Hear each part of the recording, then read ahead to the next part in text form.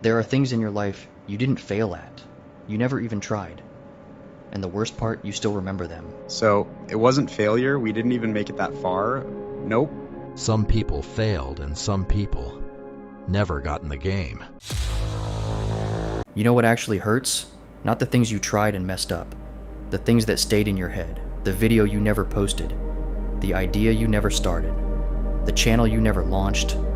The person you never talked to. The opportunity you let walk away. And the weird part? You forget a lot of things, but not these. They keep coming back late at night.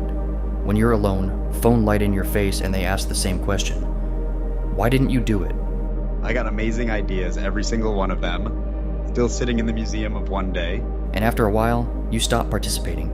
You just watch. People post, people build, people learn. People screw up and you're still calculating what happens if you fail. What people might say, what they might think.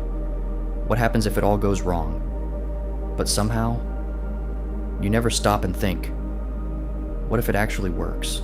Fear didn't steal your success. It stole the attempt. And there's a huge difference between somebody who tried and lost and somebody who kept imagining. One gets a story, the other gets regret. Because failure ends, but the what ifs? They stick around. Imagine 10 years from now, you're older, calmer, you look back and realize there was a whole life that could have been yours, but it never happened. Not because you couldn't do it. Not because you weren't smart enough. Not because you weren't talented. You just kept waiting. I wasn't procrastinating. I was getting mentally ready. Since 2019. And the worst part? You know what you were putting off. You know what needs to happen. You know what's stealing your time. You know what has to change. But every day, tomorrow. One day, you're gonna regret the things you never tried a lot more than the things you failed at. So maybe you don't need to be ready. You don't need confidence. You don't need to be the best.